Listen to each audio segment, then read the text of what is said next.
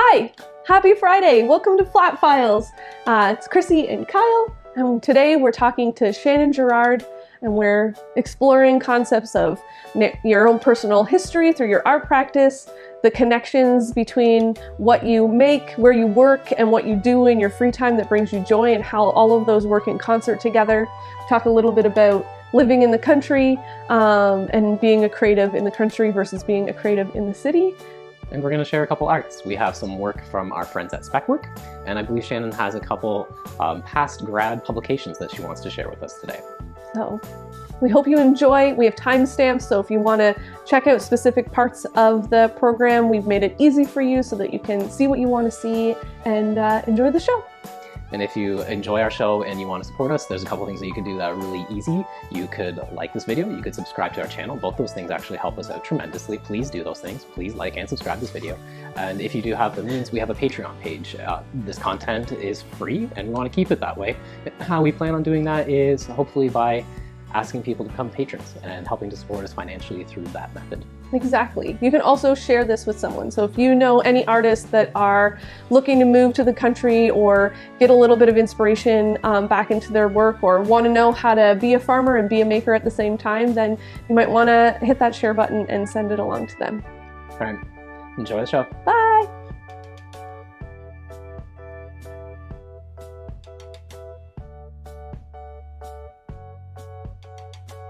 So we will hand it over to you to introduce yourself and kind of open up the discussion about who you are and what you do. Sure.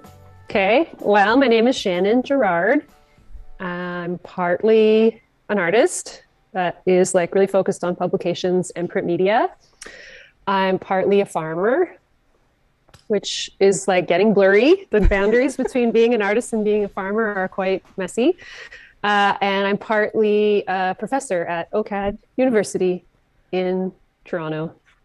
Just a few, low energy workloads. No big deal. Why not do all three of them? Yeah. Of course. Yeah. So maybe we'll start with like your work, your like personal art practice, because I think that's kind of where we first like met you. And I don't know if you remember this, but I met you, I think it was something in the Toronto like square. I don't know if it was Toronto Outdoor, but you were in like a caravan and you were like selling things through this little like caravan. That was like my first introduction to you and your work. And then obviously once we started kind of coming to OCAD more regularly, we got to more formally get to know each other. Yeah, my recollection of first meeting you both is like Chrissy saying like, "Oh, we're friends already. You don't know us yet, but we're totally friends." You're like, okay, awesome. Hi, friend. And that's how you do it, folks. You just stumble into someone's art project and announce that you're best friends. And oh, hi, you're my friend, but we've never met before. I've been playing Animal Crossing and it seems to work perfectly fine there. So why not in real life? It's funny that you mentioned that caravan, actually, because that's usually how I've been like trying to parse a description of what my practice looks like these days, is like kind of positioning it in this family legacy of my grandma's life. Like my dad, when he was a little boy, his parents were itinerant puppeteers in California. So my dad actually grew up for like the first 9 years of his life traveling in a camper van that like transformed into a puppet theater. Like the back of the van would open up and this proscenium, like a little thing would come out. And my grandparents were marionette puppeteers. Shannon, we're best friends. How did we not know about this? I don't know. That's amazing. Yeah, it's a pretty cool way to grow up. So he did that for the first 9 years of his life, and he was like the Foley for this marionette puppet theater. So like one of the shows they had was Jack and the Giant, or they called it Jack the Giant Killer. It was like a Jack and the Beanstalk rendition. And my dad would like bang pots and pans together and stuff, like when the giant was coming down from the clouds. Like it's a pretty cool life. But what I realized through doing that van project, so I think you're talking about Wagon Bookmobile. That was when I had like a VW camper van. And I actually traveled for about 3 summers with my own kid when he was like a perfect age as a traveling companion. He was like between 9 and 11. And we kind of retraced my dad's like childhood route, because my granddad was also like the mascot of the Sacramento County Fair. He was called BB the Clown. And we have this like, so Will and I like traced that journey that my dad and, my grandfather clown mascot took like up the left coast of the United States, like all through California. The like knitted project that you did that was like kind of like a history through knit.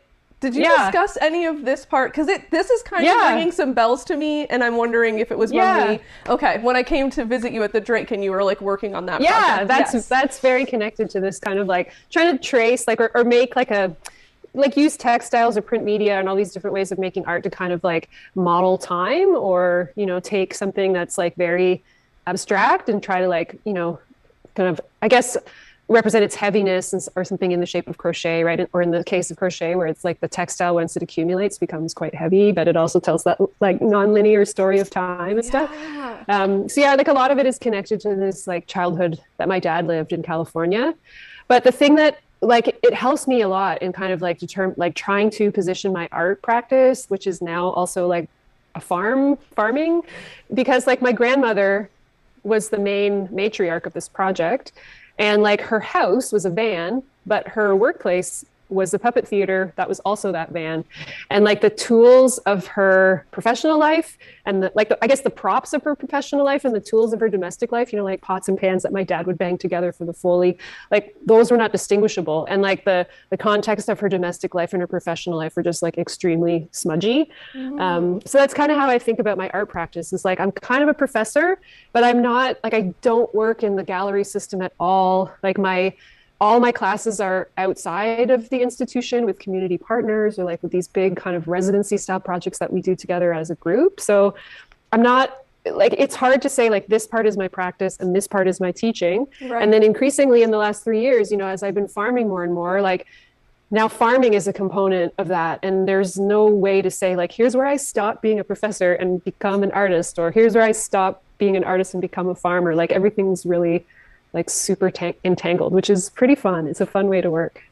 Was that a super intentional decision, or do you think that like as you've been making over the years and the like interest that you have in what you're creating, it sort of naturally kind of formed together? Like you saw opportunities with the students to like create collaboratively and you didn't feel like there needed to be that separation? Yeah, that definitely happened in a way that was really like not scripted, like I'd never really tried to draw that distinction.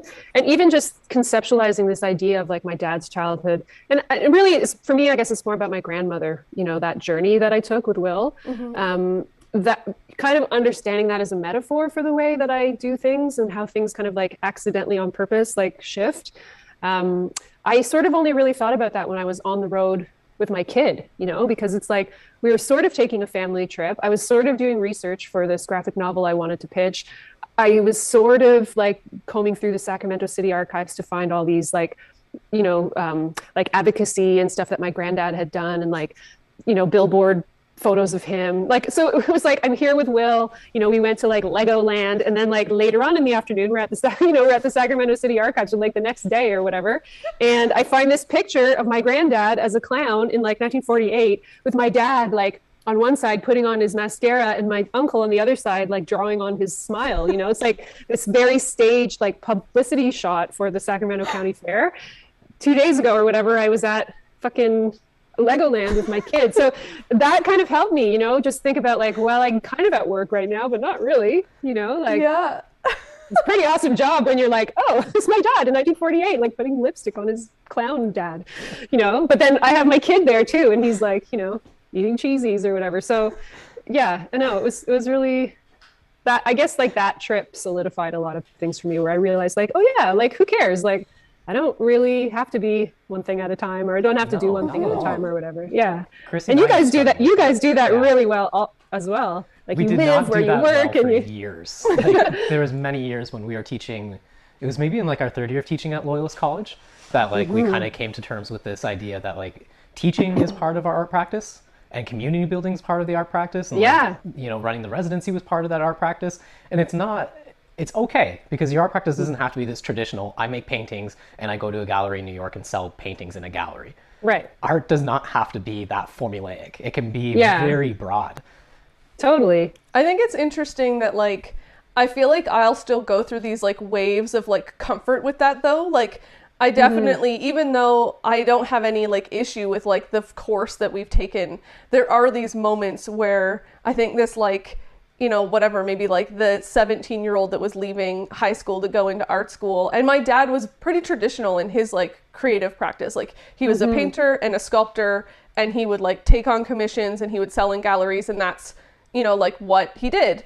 And so I think I had this like very literal version of like what like being an artist could look like, and also the like challenge of that, like the realities of it. And then I worked in a commercial gallery and saw like the challenges of that side of it as well. And so I think there's still, you know, sometimes these little like haunting versions of myself that will creep in and be like, you know, making YouTube videos isn't really making, or whatever. Yeah, right. Yeah. So I think it's good to sometimes like come back and really like think about, like the breadth of what you do, and how that trip with your son like informs the value of thinking about those trips with your grandmother and her son. And how, you know, he was this part of her creative world, and you're getting to share in that like family history by bringing your son along as part of your creative world. I think sometimes like setting aside those moments to like reflect on the beauty of that is like really important. Yeah, I think reflect on the beauty of it too, but also kind of on the unseen part of it. Like part of what I was thinking when you were talking about, you know, not working inside the traditional models, or like kind of, you know, blurring, not necessarily having like institutional guarantee of attention for what you're doing or whatever. Like part of it is like, that's why you've been able to pivot so well. You know, everybody's saying that word pivot these days, but whatever. It's like, you know, you shifted what you're doing from this like pretty like, I guess predictable in some ways, like residency program where it was like known and you're good at it and you had the admin down and stuff. And then suddenly it's like, oh, nobody can come here for a while. Like, so you have to figure out something else to do, which is like, you know, you can't do that unless you are used to working in a way that's kind of like scrappy and scroungy. So on the one hand, it's cool. On the other hand, it's like, I don't think it's necessarily as much of a conversation right now, but I feel like for a couple of years, like a lot of people were really interested in this idea of failure. But the stories about failure that were getting told were like, oh, eventually I was successful, or like eventually I learned something from that, right? Where like I do now, you know, with the distance of 15 years or whatever it's been, not that long. Will's 20, so it would have been like, 11 years ago. It's just kind of, some of the parts of the trip were shitty. And I'm like, never going to win the Parent of the Year award, you know, like some of the parts were terrible, but now when I think about it, I'm like, that was amazing. That was the best time of my life. But also like I have to make space for that, like space of it being not so great, like making lots of mistakes and not necessarily having that like redemptive arc to it, where it was like, I kind of like, when I took that first trip with Will, I hadn't driven for like 13 years since I was a teenager. God. And then it was like, oh, I'm going to buy a fucked up like van from 1984 that has a terrible engine that I don't know anything about, that no mechanics can fix because it's a fucking VW. And then I'm just going to drive like 20,000 kilometers with my child. Like, so stupid. And like at the end of that trip, there was like, because it was a VW, the engine's in the back, but the brake fluid, like the thing for the brake fluid's in the dash. So at the very end of that trip, we were like on the ferry, you know, that takes you from Minnesota, like across to Michigan or whatever. So we're like on the ferry and coasted onto the ferry because the brakes were busted. And then when we got to Michigan, I had to like take the whole plastic like armature off the front of that van and like pour brake fluid in and just watch it like go out just to have enough brake, you know, leverage to coast into this like hippie campground. And then like Will missed the first week of school because we cut it like so tight to getting home before school started in September, right? But it was like, dude, it's gonna be fine. And he's like 9 years old trying to navigate. We don't have the internet. And I'm just like pouring brake fluid into the van as we drive. And he's like, don't kill us. You know, like, so. That's amazing. It's pretty, some parts. And then, you know, I get home and it's like, Parent of the Year award. Yep.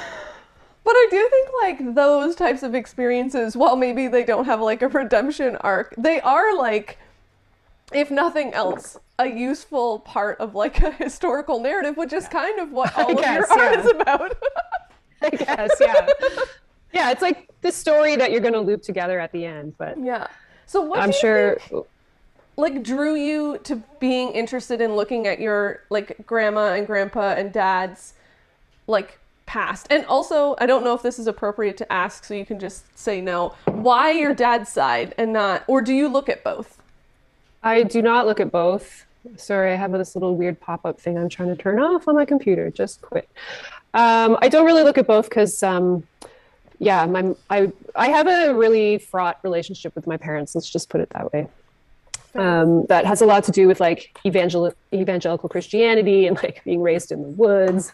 Like one of the breakthroughs I had actually was like this sucks, you know, like I was rejecting Christianity and like, you know, I've had some mental health challenges in my life. So just like kind of going through a chapter like that and then realizing like, you know what's cooler than Christianity? Itinerant puppeteering. Just like sort of, but also like, so my dad had that life until he was 9. And then so he grew up, like all the childhood photos I have from my dad's childhood are like this cute little cherub, you know, with like no shirt and like dungarees and hair. And then he's like hanging out with like, you know, like clowns and like, you know, he's pulling a donkey around and the donkey's wearing a tutu and stuff. It's like a really cool life. And then when he was 9, his parents sent him to military boarding school in fucking Faribault, Minnesota. It's just like 9? Yeah. So he went from this life on the road, no rules, banging fucking pots and pans together, being a Foley guy for this marionette show, to like boarding school, military boarding school in Minnesota.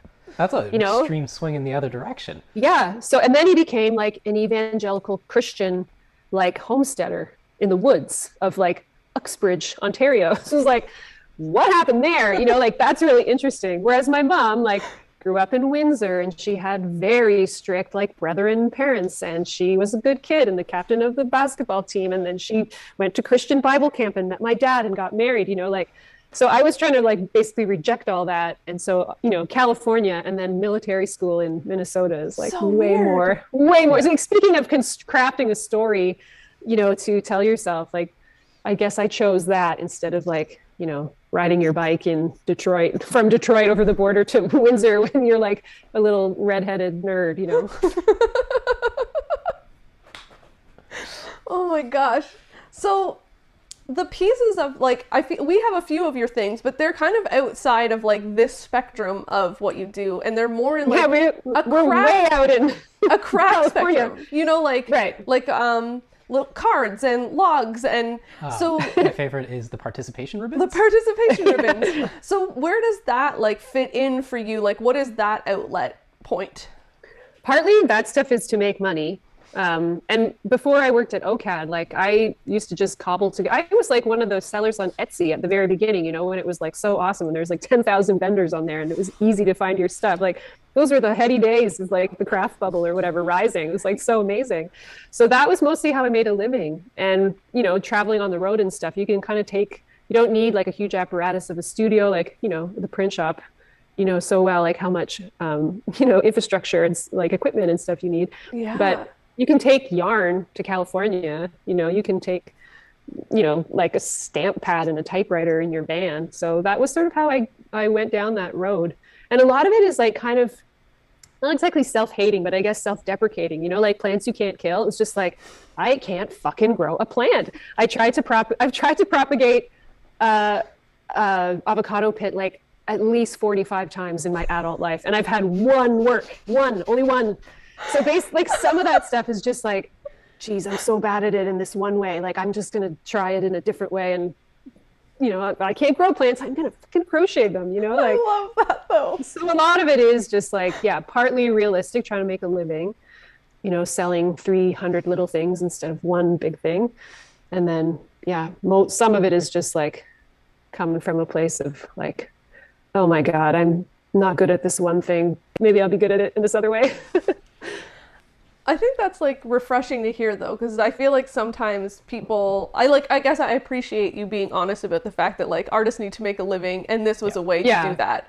And I sometimes feel like there's not enough people saying that, or being like, even though it's helping me make a living, it's also like the most important part of what I do. And I feel like I got to quit my job so that I could make plants that you don't kill, which is great that does, you know, happen. But I also think, you know, we sometimes make holiday cards and it's not because I want to be somebody that makes stationery. It's because if I'm paying $500 for a booth at a craft sale and, you know, we mostly have $60 prints, I know that people are probably going to buy some holiday cards for $4.50. And if we can sell, you know, a bulk of those on top of a few of the larger item sales, then we're, you know, we're going to make it worth that investment in table fee and travel and food and whatnot. Yeah, totally. The problem is for me, like I remember doing a craft fair, sort of like not one of a kind, but it was sort of like, it was some like cottage magazine or something was doing, I forget what it was called. It was a while ago. It was kind of in the crest of everybody doing a craft fair. So it was like some kind of cottage core magazine or whatever. They had this Christmas show and I did it. And I have these like the little plants, the little tiny, you know, plants you can't kill or whatever. I sell them for like $10. They're really easy and fast to make. Now they are. Because you need that one thing that's going to be like your moneymaker so that you can invest in these other things and you're taking a, you know, more of a risk on them and stuff. That's the fun part. That's what you're into. So make these little things and they're easy to make. Like I said, they're portable. So I'd be behind the table making it or whatever. And this lady comes up and she goes, $10, eh? You're just banging those out. And I'm like, do I have a conversation in this context of the craft fair about all the invisible labor of establishing a brand, making something that is viable so that you have the space and the energy and the financial solvency to like try something that's more ambitious? Like, I don't really want to unpack that because like 5 minutes before that, this other lady comes and says, can I give you a piece of advice? I'm like, well, I think you're going to. And she's like, you shouldn't be eating behind your table. It looks extremely unprofessional. And I'm like eating a muffin. You know, it's like, I don't really think this is the context to like unpack the whole thing around invisible labor and, you know, the investment you make in one thing and the trade-offs. And the fact that you're at a craft sale and you're usually not allowed to leave your booth. Yeah, it looks extremely unprofessional. Okay. No, it's not that unprofessional. You need to eat. You're just banging those out, $10. Like, okay. Yeah, banging those, sure, bud. Like $10 for the little guy, like that's probably an appropriate price.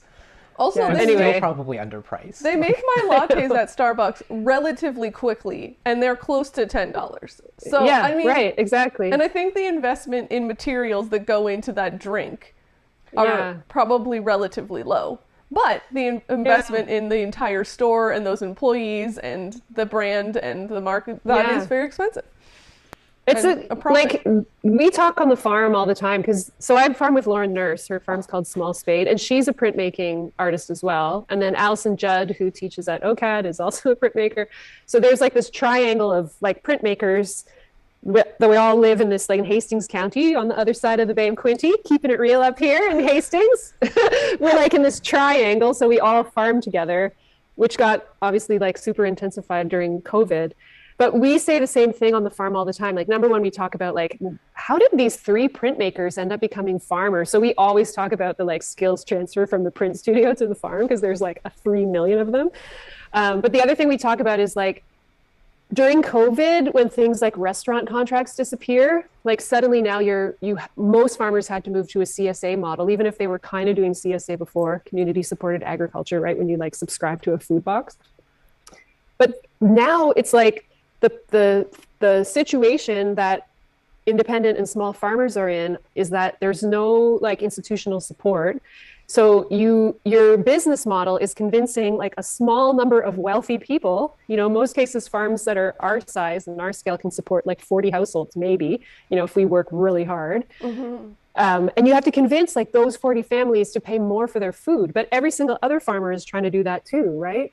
Which isn't like not a viable. It doesn't address food sovereignty. It doesn't address racial injustice. It doesn't like include it doesn't address like anything around decolonizing or even whatever that means, right? The whole idea of agriculture being built, you know, through colonial empire, like none of that stuff is addressed when you're saying like, this is why I have to charge you $5 for like a bag of, you know, two pounds of salad greens. And actually like, I should be charging you $12. Like, so, and I'm just kind of making those numbers up. Those aren't really realistic reflection of what food costs, but you're in the same predicament, I think, as a farmer, or at least I find that's like one of the biggest parallels. It's like, yeah, the model of being trapped in an extractive industry or being trapped in like the gallery system, for example, where print media, you know, I'm tired of that conversation where it's like print is like the scrappy little underdog that's, you know, has super cool political roots. And it's like, we do, you know, we hack machines that weren't made for us. They were made for mass communication industry, but like we hack them and we make art. Like,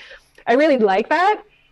I don't like the conversation of like defending that as a position within the context of like the gallery system, sculpture and painting and all that stuff. I'm sure you guys are exhausted by that conversation too.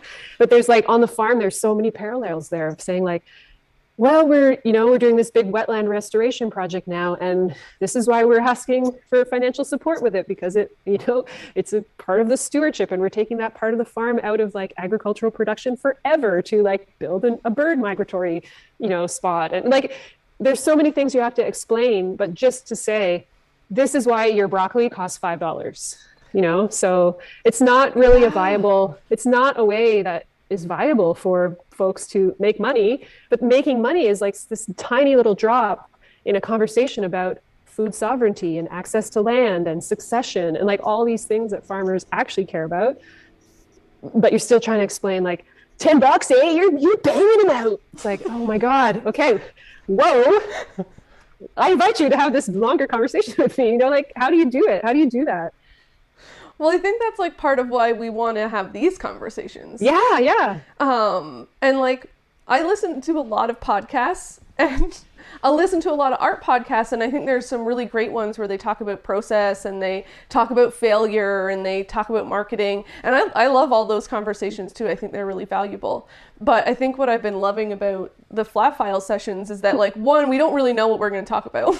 And two, it's like, I feel like because for the most part, with the rare occasion, we actually are like quite friendly with the people we chat with. So it feels really comfortable. And I feel like we end up having like a different and more like broad-based conversation, like not just about like process or, how does your personal practice separate from your teaching practice, which I think are, interesting, but also like about just like all these other components of like what it is to just be here doing something, and how those parallel or connect to, what you're working on or what you're thinking about when you're working on something.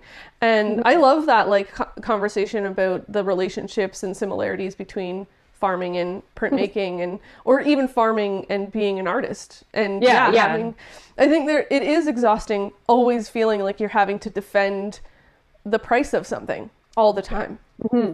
Yeah, especially when it's really not that expensive. Yeah, it's brutal. Like, at the end of the day, it's still not that much for broccoli. And if you've ever tried to grow your own broccoli, which I have, crap ton of work, and it usually fails. Like, I have never, in the history of having a garden, successfully grown a broccoli. They always get infested with bugs, or they don't grow at all, or they grow and they're like a weird, like, something is wrong with them and they don't eat them and they go into the compost. So, it's like a lot of labor to grow like 4 not really good broccolis. Right. Like, no. I think like kind of being on the topic of farming, and I know we like kind of mentioned this to you, that we get asked a lot about the decision to move to the country, especially like right out of undergrad to start Sparkbox. Mm-hmm. And I feel like now it's more of just like an inquiry, like a checkbox on the things to ask us about. But when we first like made the decision, like we just graduated, we were in our early 20s, and I think it, from friends and stuff, it was more of a like, why? Not like why did you decide? It was like, but why though? And we haven't, like, obviously there's a multitude of like pros and cons on either camp, but Kyle and I were like curious about sort of what your perspective is on that, because you're still sort of like standing on the bridge between the two spaces, and you're making that work, but you've also experienced both worlds in a way that we have never. Yeah. So. Yeah. You know what? I think maybe your perspective would be in some ways like more relevant to artists to hear, because having done it right out of undergrad is totally different than moving, from, and I hustled for a long time in the city and I had shit employment for a long time. But by the time I moved out here, I already had like a pretty sick job at OCAD, right? So I had like enough kind of, I guess, like emotional individual solvency and also financial solvency to be able to make a move like that. So I don't know, I think it's for a young person to do it right out of undergrad is a way riskier and way harder thing to do, especially if you're like not white. You know, like if I think about making this move and what it would mean for like a young racialized person or a young Indigenous person, like even looking at the amount of labor and the amount of work that All Welcome here, you know, engaged in just to get the community in Picton to talk about the John A. Macdonald statue and its removal and its legacy and its impact and stuff. Like, I've just never had to do that kind of labor. I've come from way too much of a privileged position. And when I made this move, I certainly was already in like a comfortable enough spot that it was like, well, worst case scenario, I'd have to like sell everything and move back to the city, you know, if I can't make the commute work or whatever. So I sort of feel like I did it in this way that was like super comfortable. I don't know if it necessarily represented like a risk for me. So I guess like for me, it's just acknowledging that like, it's certainly better. My life is way better out here and than it was when I was in the city, but also because when I was in my 20s and even in my 30s, I was a fuck up, like such a deep, so many problems, right? So it's like, I don't know if I would have survived a move to the country in that age of my life and in that state of my life. And like, you know, talking about hustling, like how you guys are such masters at making a living and making things work. And like you create, you know, like one of the pieces of advice I give to students all the time is like, you know what, when I think about the people who I really admire in the arts, it's like people who make themselves a hub for other people's activities, you know, and you guys are masters at that. So you can do that. You can do that here, you know, by here, I mean the country in a way that's like, well, for one thing, it's intergenerational. In the city, like I think almost all my friends are exactly like me. Whereas in the country, I don't really have any friends that are the same age as me, except for my colleagues, you know, who I farm with. Tons of people are younger than me. Most people are older than me. And you're sort of in a community where you're like, okay, these are the people that I live with. So I guess I have to work it out, you know, like I guess I have to share knowledge and share resources and stuff. So that part I think is challenging and really cool about living in the country is that so many people are not like you, but it's like, well, I gotta make this work because I need you to plow my driveway, you know, or, you know, whatever it is. Yeah. When my well runs dry, I'm fucked and I kind of want to shit in a toilet. Like I kind of need my neighbors, you know, like there's things like that are so real in the country that you don't really have to deal with, I guess, in the city when all your friends are predominantly like almost exactly like you. But yeah, I don't know, like, and even like, I guess thinking about that thing about intergenerations is interesting to think about being a young person moving to the country too. Like, how would a person who's 25, who doesn't want to live in the city, who wants to kind of eschew the gallery system like we've been talking about, who wants to have more of a scrappy existence, maybe they want to be a part-time farmer, but they want to make, you know, a living as an artist as well. How would they ever get access to land, like a property, if property ownership and individual ownership, like even as a farmer, we're still trapped in this system of extractive capitalism, right? So it's like, how would you do it if you were 25 and you wanted access to more space or more land or whatever? Like to buy a farm here, you know, like most people's kids don't, you have all these aging farmers basically who have no succession plan because their kids are going to sell that property for money. They don't necessarily want to keep it in farmland. Mm-hmm. Or you have like, you know, parcels that because of the way, you know, the United Empire Loyalists divided up this stolen land, like those parcels, you know, can't be rezoned or reimagined in a way that isn't based on private property ownership. So I think there's real like significant challenges for young people and like certainly would be compounded for a young person who wasn't white, you know. So I don't really have an answer to that, like the fluency or like how, what, I guess I don't feel like I really have a perspective on how viable it is because it's totally viable for me. I'm like a white privileged person with an awesome job, you know, and my two best friends live 15 minutes away from me. And like one of them is already a botanist who taught us both how to farm, you know, like, yeah, that's lucky. Yeah. So I don't know. Whereas your perspective is more like graduating from undergrad and making the decision to like build something up from the ground, you know, like that's a way more relevant perspective, I would think. Yeah, starting out of undergrad was hard. Like when you talked about just the land ownership and compartmental, like Chrissy and I are still fighting against that. Like before pandemic hit, we were talking about how to expand the residency, you know, building tiny homes and maybe having them operate off of solar, and that would be the residence spaces. But our bylaw says, no, that can't, you cannot do that. You cannot have X number of buildings in your property. And there's just no, I'm sure that if I was I feel like if I had enough money, I could change whatever I wanted to. But like the reality is like I am not rich, so I can't really, you know, donate $1,000 to council to like change my bylaw. And like we ran into this problem, like we can't build anymore on our property. It's just like maxed out. So like what we have is what we have. We are stuck with that. I think a lot of the questions that we often get, maybe they revolve around buying property and they don't really know that that's what they're asking. But it's usually like, you know, like, is it even possible? Like, is there, I think it comes down to the, like, in some cases, probably in a lot of cases, the reality of like where the culture is, like, the country is seen as sort of like a culture vacuum. Like, it's just like, there's just nothing. Which, like, I mean, I grew up here, which I would say gave me like an advantage to moving to the country, because I, you know, had a framework here. I had a support network. It wasn't like I just picked a random small town to move to. And so Kyle and I, you know, had that structure going in. But I also grew up with an artist as a parent. And so even though maybe at the time, I think it's changed here a lot. So it's hard to, like, you know, speak about this place as it is now comparative to like when I was a teenager. Pre-LCBO magazine. Yeah, like I would say that, you know, when I was younger, most of the like arts community, the arts events were pretty like quiet. Like you knew about them if you knew about them. But there was a lot of them. And there was a lot of like, you know, local bands playing at the Elks Lodge. There was like this like punk rock anarchist guy that owned like what is now Acoustic Grill, you know, and he would do these like avant-garde movie nights that high school kids made, Cinefest at the Regent, where, you know, we would pick independent movies and get them to buy them so that we could screen these independent movies. Like, from like, I think from like the like outward face of it. And I definitely felt this when like I was working at a gallery and there was an influx of like new faces coming to the area.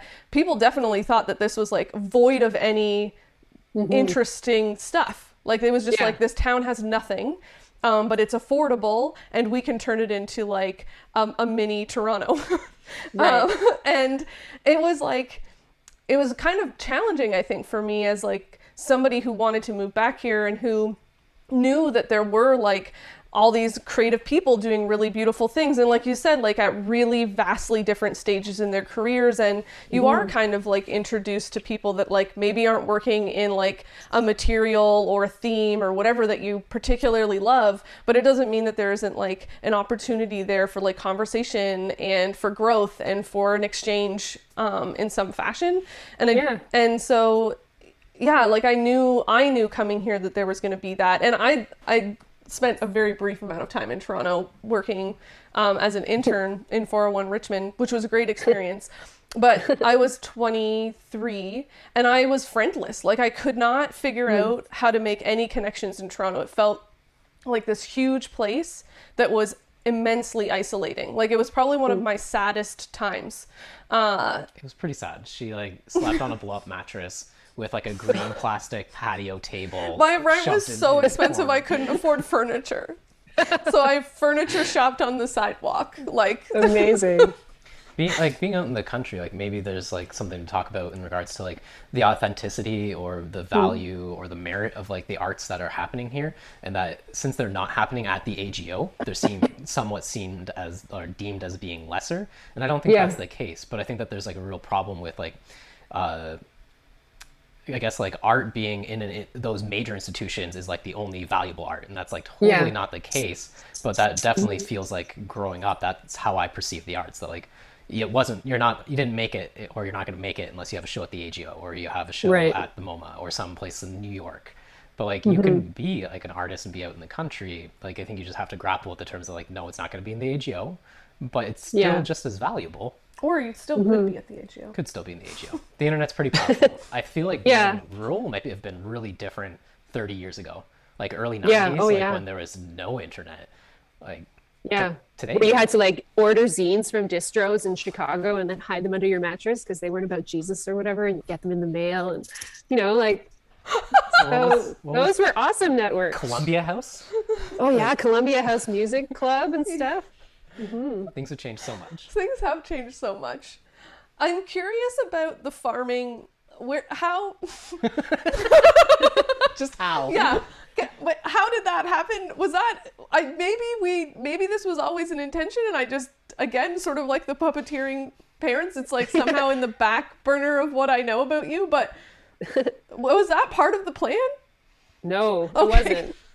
Yeah, no. When I moved out here, look, well, so this is really nerdy. Lee Nash is the only person who's like, I 100,000% get that. So I grew up. This is how much of this story is even relevant. Okay, so I moved here because of Michael Ondaatje. That's the short version. Because In the Skin of a Lion is like the book that I've probably read the most number of times, except for Anne of Green Gables, which we won't count because she's just like an ethos. But like the book, that's a book that I've read the most is In the Skin of a Lion. And it is narrated by Patrick Lewis in the car between Toronto and Marmora. So like this, and like the country north of Belleville, you know, in Al Purdy's like poem, where it's like the farmer sticks his thumbs in the dirt and makes just enough space for a cow and his wife and stuff. Like those two literary influences, I guess, Al Purdy and Michael Ondaatje are sort of what led me out here. Like, you know, and then Alison Westlake was selling her chapel. So I came to look at it and I was like, this is crazy. I'm not going to move. And then as soon as I saw it, I was like, I'm going to move. But I sort of was led to like thinking about the eastern part of Toronto because of those two, like Al Purdy's poems and because of that book. That's so cool. So now I'm kind of here because of a novel. And when I told Lee that, she was like, of course you're here because of that. It's like, yeah, you get it. You're the only person who's ever been like, of course, that's why I moved here. That makes like, we have the same rich interior life, of course, you know, like that's sort of how I ended up here. And at the time, like, so Lauren and I were really good friends. And then, you know, I mentioned previously some dark chapters in my 30s. We sort of weren't friends because it was my fault. And I didn't really know how close this place was to her farm when I moved out here, because we were sort of like not, you know, simpatico. And then once I realized like, oh, fuck, like she lives like 15 minutes from me. And like you were saying, I was like, where the fuck did I move to? I have no friends. Like, I have no friends. My kid hates it here. I have the worst boyfriend in the universe. Like my life sucks. Why did I move to the country? And then, you know, like slowly, you know, started reconnecting with Lauren and stuff. And then, you know, like, I guess the farming thing happened mostly because of Lauren, because we sort of patched up our friendship. And I have to say, like, that reunion of like becoming friends with her was like a huge turning point in my life, where it was like, I was dating someone named Scott, who I'm married to now. And that part of that whole like dark cloud period was breaking up with him. So we were together for 7 years and then we broke up, and then we were apart for 7 years. And in those 7 years, I moved here, became friends with Lauren again. I started just like volunteering on the farm as a way to like be outside and stuff, and kind of like really was like a response to like a significant mental health crisis. And then once I started farming with Lauren, you know, Scott kind of came back into the picture. And what I said to him when we first got back together is like, you know, like when I think about the farm, like first of all, I had a doctor's appointment and my doctor said, I don't want you to think about this. The first thing that comes out of your mouth when I ask you the question is I just want you to say the first thing that comes to mind. And she goes, when was the last time, not happy, when was the last time you were just content? No worries. And immediately I said farm work, working with Lauren on the farm. So I kind of took some cues from that. And then Scott kind of came back into the picture. And I said to him, you know, like, I feel like the things that characterize my life these days are like surprise and gratitude, just like gratitude that Lauren forgave me, that we became friends again, gratitude to have learned like so much from my own child during that period. And just like surprise that second chances are like a thing, you know, like, I guess I'm kind of being vague about the terms, but yeah, like just No, I think that's really super lovely. surprised. And that being connected to like farming just became like a thing. And then, you know, Scott was like, well, that's a pretty good like thing to base a life on. You want to get married? I was like, yes, I do. So yeah, like I guess that I'm just so, I'm so enmeshed in it because it was really like such a huge turning point in my life in terms of like healing a lot of bullshit and just like, yeah, so important. And the times where I've had a realization, like okay, when I'm really upset or when I'm really blue and I'm like having a crisis, the thing that's really important to me is having access to something to read and having a notebook and a pen so that when I have a thought or an idea, I can write it down right away. Like those are the things that characterize my, feeling of okayness. And just like, that's how I sort of feel on the farm too. It's just like, as long as I have a notebook and a pen in my pocket and I have a book on the go and I have access to that dirt, it's good. That's lovely. Yeah. Yeah, it's nice. It's really nice. It is lovely. But it's so bound up in like forgiveness and change and gratitude for sure. Yeah, that's like I tried farming for a little while. When I first moved out here, I worked at Vicky's Veggies. I am Nice. not a organic farmer. Yeah. Well, because we're selling the house, I was talking to one person about it and they said, why are you selling this house? It's so amazing. And I go, I know, I'm so sad to leave here, but like, in order to make this like farm expansion possible, it's like what we had to do. And I'm really excited. And he goes, farming? That's not for lazy people. And I was like, no, it's not. No. That's not for lazy people. But there is like so many why parallels. am I doing this when I'm 48? I should have done this when I was 28. This is a good time. It took you a long time to get here. I feel like Totally. like when you mentioned that like Will like hates the country, like They don't hate the country. It's just part of when I moved here. There was so much strife there that but now it's like it's another part of the miracle of change is that that's not a thing anymore. maybe I'll generalize this instead. That like, Chrissy and I have been talking about like kind of this urban versus rural, and like Chrissy's like teenager self hated the idea of moving back to being rural, and I feel like that's a pretty common theme. Like when you're in your teenage years and early 20s, you're like, I don't want to go back there, but given enough time, there's something very alluring about the countryside. Yeah. And I feel like you just need to have some time, and then like it really becomes appealing. I want to mention about like the parallels between printmaking and farming. Like there are a lot of weird parallels. Like There's so many, and it's always labor intensive and way too much work for such a little thing that nobody really values. But one of my first experiences on the farm was planting leeks. And Lauren has this, she has like a big potting shed and we call it the snake mint because there's so many snakes in her basement, but she has grow lights and stuff. So she incubates like all this, starts all the seeds and whatever they incubate. And then when they're ready to get hardened off and blah, blah, blah, you take them outside. So she had these big trays of leeks that, were propagated in the snake mint. And they're all like in these little clumps, like in the tray. So we get to the field and we're going to plant like 800 linear feet of times 4 because there's like 4 that go across the row. So basically a fuck ton of leeks. And I think like, I'm going to take the plug out of this tray and stick it in the dirt. And Lauren's like, no, you ease the plug apart. And then each one of these things, I'm like, the cat whisker. She goes, yeah, like the eyelash of a man. You take this tiny eyelash, mouse whisker, and you have to stick them individually in the dirt. And I was like, Lauren, I feel like I'm fucking redistributing type. She's like, well, you are. That's basically what you're doing. It's like, okay, so I actually have the skills to do this. I can plant 800 linear feet times 4 of like cat whiskers in the ground because I've redistributed type at OCAD. Yeah. It is. It's true. It's the same thing. It's the same. It's so true. It's so true. I found that I'd do the mental math. Like I remember we planted beets and it was like a 300-foot linear row and there was like maybe 2 or 3 rows. And like the beets are like super tiny and like we planted them all cool. We had like a seeder. It was like very automated. It was like push the thing. Great. But then like the next week or 2 weeks later, it was like, okay, now you have to go back and hand weed all of the beets. So like it's like a swath that's this wide of all similar looking things. And what you have to do is like lift up the leaf and look if it's red on the underside or if it's not red. That's all. Does it have a cotyledon? Don't pick it.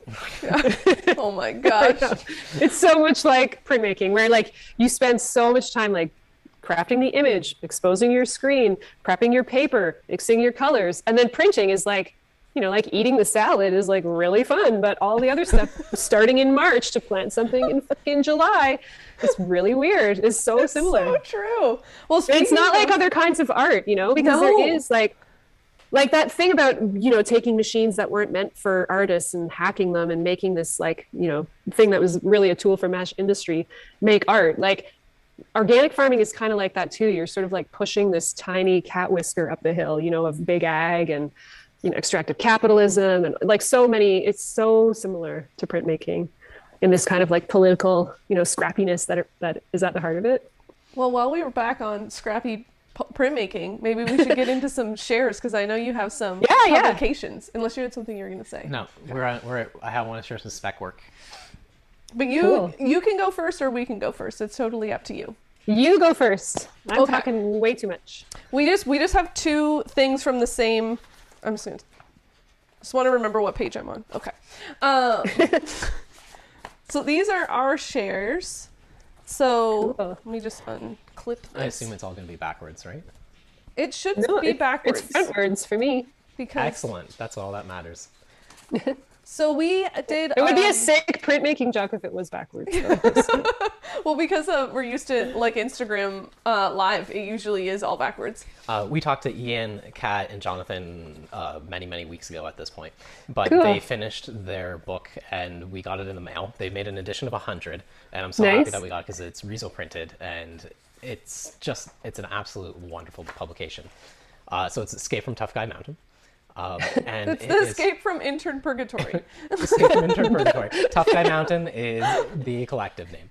But it is it's just freaking gorgeous. Yeah, that's nice. They did such a great job with like illustrating this book, and there's like an augmented reality part that has Kyle, the virtual intern, that tells you extra bits about the book.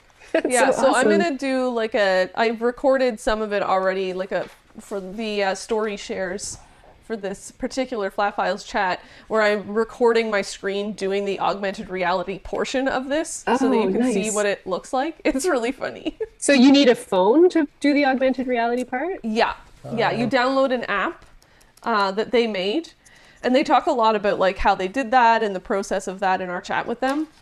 And then whenever you see Kyle, I think Kyle's trying to find a page with him on it. Let's see if I can find. You have the app open and you scan over the page. Oh, he's right there. I can see his little body. There. So you'll scan over that little figure in sweet. the corner Oh, with your nice, cool. phone, and then he'll pop up and he like tells you a little bit of insight, or he'll kind of ask you some questions, and they've built it out so you can like respond. So it's almost like a choose your own adventure response. Like I want to go through and answer one way and then go through and answer the opposite of what I answered before. See what Wow. happens. Yeah. But That's really cool. yeah, it's like, it's so funny. And I guess like even on the topic of like all of the invisible labor, especially like as artists, so they sort of like equate this concept of being an intern. And I'm sure maybe know this from like, chatting with Kat and Jonathan and knowing a bit about Tough Guy Mountain and what them and Ian have been working on for what feels like a while. Yeah. But they all sort of like have this discussion about how like as artists, you're basically your own unpaid intern, because there's just so much that goes into being a creator right now. Like I don't know, maybe it's not fair for me to say like, especially now, because I didn't live in the past and I don't know what it was like then, but it feels to me like the like burden of like, I mean, right now we've created a film studio in a bedroom of our house, and we've like invested in equipment that like we would use in no other way than for this particular thing, so that we can put up free content on the internet to like have a conversation about being makers. Like, I don't know. You're just banging them out. You're just banging them out. $10. You have an Bang. episode every week. Oh my god. But like we are sort of functioning as our own unpaid interns, and you too a little bit. Thanks for joining the Unpaid Intern Sparkbox Force. But yeah, that's our share. We got it in the mail. We were really excited. It feels great. It's like a proper look at the thickness of this thing. It has a spine. They can get a Canada Council grant if they just keep making books with spines. Yeah, they said it was a zine. I mean, this is a Yeah. book. Well, like Awesome. they like collated the pages themselves. They assembled it themselves. Like, I don't know if they did the binding themselves. They collated those pages. I remember a picture of Kat with 1,000 pictures on the table and like just pages laid out. It was published by Eye Level Gallery in Halifax. Printed by SPEC. Nice. Bound and finished by Gravitron Press in Regina. Is that how you say that? I think so. Okay. There's Cool. the deets. So perfect bound somewhere else, not by hand. Nice. But pretty much everything else by hand. Yeah. That's pretty awesome. So that's our share. That's cool. Yeah. I'm trying to decide what to share first, because I have, so all the things I picked, well, first of all, some of them I only have access to like half of. I tried to pick things that are like the trajectory of someone's career, or not their career, but like, their scrappy beginnings or whatever. And lots of these, well, all of them are from OCAD print and pubs grads. But some of the stuff, because you know when you sell your house, you have to fucking clean it up. Yeah, it's the worst A lot part. You have to clean it up. Oh my God. You have to clean it. And I have so many zines and so many books. Like, it's kind of nuts. Anyway, Allison, one of my farming BFFs, she has an empty room in her house. I've been calling it the room of requirement because I literally just shoved all the shit in there that didn't look good in pictures for real estate. So some of the stuff I wanted to show is in the room of requirement, but some of it I have. Oh my gosh. So I'm trying to appreciate the Harry decide. Potter reference. I love it. Yeah, even though fuck her, she's a turf. Yeah. So what am I going to show you? I'll show you Laura Rojas's stuff.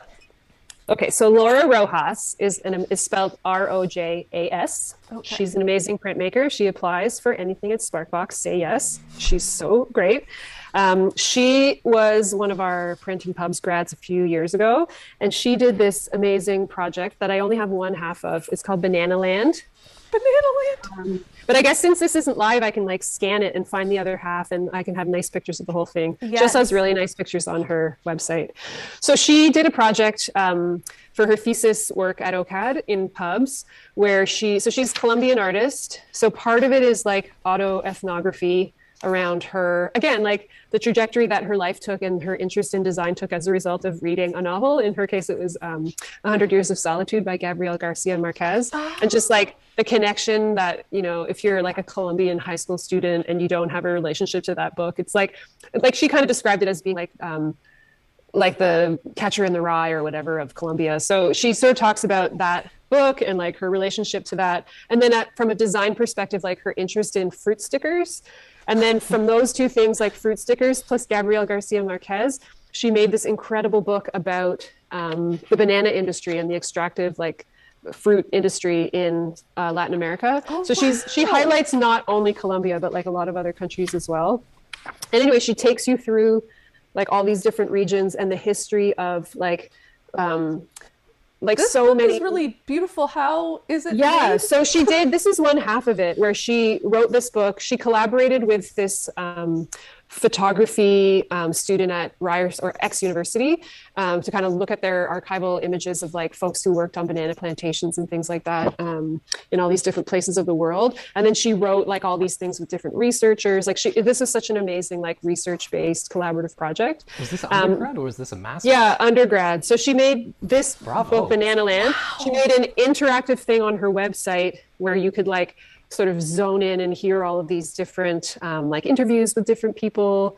Like it was amazing. And then the other half that I don't have because it's in the room of requirement is she printed this big stack of just like newspaper broadsheets so that she could give them away for free. So it was partly about like political messaging and partly about propaganda. It was unpacking like the kind of massive like impact of colonialism in specifically for her in Colombia, and like how the banana trade is like really linked to that, like so much history of colonial violence. And then she also partnered with all of these like organic food like grocery stores in Toronto to sponsor the printing of this newspaper so she could give it out for free. And it was called Bananaland as well, and it was sort of like an abstract of this whole book, so you could access it that way. You could access information on her website, or like you could invest in, I can show they made like 8 of these hardcover books where there's like a lot more, you know, unpacking. And she had to get permissions to reproduce these archival photographs and stuff with her colleague at X University. Like so amazing. So this is what she did for undergrad. What and an now, impressive project. That is, I know, right? wow. She's amazing. Yeah. Laura Rojas, everyone. People of the internet, look at Laura's practice. So now this is her latest project. She's a designer at Underline Studio, and they just designed this catalog for Shary, Boyle. The design, wow. It's like, for me, it's really interesting to see the like design sensibility translate from Bananaland to this project, because like it has a lot of this, it has this like little inset, like it's not risograph, but it's made to look risograph, this little inset zine. And you know, a lot of it, I know Laura's really influenced by Irma Boom, who's a Dutch book designer, who's also really amazing. I'm trying to find a page in here that's like representative of the kind of Irma Boom impact on book design, like this kind of thing. Like C Magazine looks like this now too, right? Where there's no margins for your fingers and the text goes right to the edge. And there's this like serif font that's super tight to the top. Like, so a lot of book designers are kind of working with that aesthetic thanks to Irma. But yeah, it's just neat for me to see, like, number one, the graphic sensibility of like Laura as a designer, you know, being recognized through her work at Underline, by an artist like Shary Boyle. That's But then incredible. also like the politics of Bananaland and just kind of having that connection to like the historical kind of like the way that print media is like specifically positioned to kind of like unpack those histories and parallel histories, you know, that aren't the dominant narrative. Like that's kind of the whole premise of Shary Boyle's practice these days, right? With that project she did for Kafka in Kitchener, The White Elephant. Like so much of what like Laura's doing, using print media to accomplish, like from a material point of view, but from a content point of view, like she worked so hard to establish this as like her ethos as an artist. And then, you know, now she's being recognized by an artist who, you know, is really well matched to that design and that political sensibility. So yeah, that's kind of one of the things I love about publishing. It's just like this position to do those things at the same time, you know? That's awesome. Both of those are so beautiful. Yeah, Laura's amazing. I love her. That's the fun part about teaching too, is you get to kind of see the like, here's where you were and here's where you are, which is pretty cool. Yeah, and you just see like things change and shift and change, and I don't know, it's neat. I love that about my job. Do you have another share? I do have another share, but this one is I think I really only have the most recent one. So I wanted to share Cleo Peterson's work. They are one of the founding editors of this small press called Old Growth Press. So they are also one of our Print and Pubs grads. So this is the most recent chapbook that they made with their best friend Terry, and this is published by Collusion Books. So this isn't one that they self-published, but I have like so many of their early zines where you can I do have some. Okay, I do have some.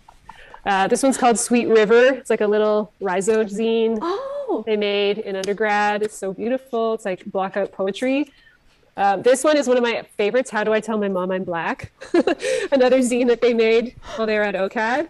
So for me, it's also Rizo, or is that screen? What is that? No, this is just a digital. You can see it's kind of shiny Oh, digital. yes, I see the shininess now. So yeah, like, you know, watching these kind of zines emerge just almost as like a necessary thing for Cleo. Like I feel like they're just constantly making stuff, and even when they're not making stuff, then the stuff that they make next is about the period where they didn't make anything, you know, like just really prolific, like amazing, super honest stuff. And then, you know, the catalog. So watching like an independent zine maker become like one of the founders of an editorial project where they're trying to center like BIPOC and LGBT like makers, young makers, and make space for them, you know, to have a space to publish, but then also like making the leap, not even like a leap. It's not even I don't mean it to imply a hierarchy, just like this lateral practice of like working with other publishers, but then still just like kind of impulsively or like really authentically making your own like zines that are drawn. They have a really cool project right now where you can buy a blank notebook and then they'll fill it with like all these drawings and musings and stuff. And then at the end of the year, they're doing 12, like through the whole year of 2022. And then, at the end of the year, like 12 people get one. And they did a pilot one, and I have one, and it's so amazing. And they asked me to give them a theme. So mine was weaving, and there's like all these pages that are woven together. And like, it's so amazing, but that is in the room of requirement. So unfortunately I can't show it, but yeah, those are kind of, I don't know, my two superstars. I love that. Cleo and Laura. Also just like again, going back to the labor conversation, the labor of like creating 12 notebooks in a year for other people. It's a lot. It seems like it would be like, 12, that's like one a month, but no, like, oh my gosh, that is so much work. No, it's so much work. But that is super cool. Oh, those were lovely shares. I really enjoyed those. Thank you so much. Oh my goodness. I'm so happy to like know these two artists and just, I don't know. They're so cool. Well, this has been a blast. Thank you so much for joining us. Oh my God. Thanks for asking me.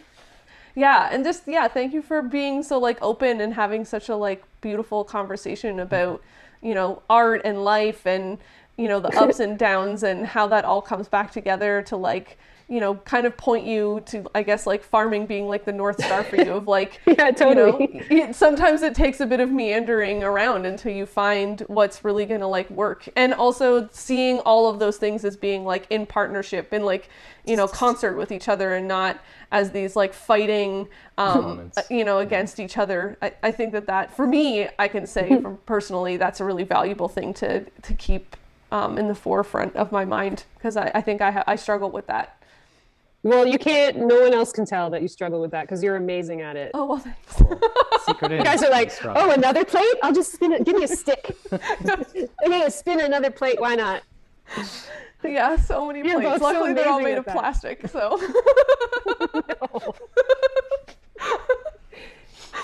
Oh, You got a copper plate. You got a zinc plate. You got all the plates. Exactly. If they fall, they just dent, and it's part of the story. Yeah. Whatever. Yeah. It's a unique characteristic of the art. It's true. Well, this has been an absolute joy. We love you so much. Excited to Oh hear more man, about me too. the You farm. too. Yeah.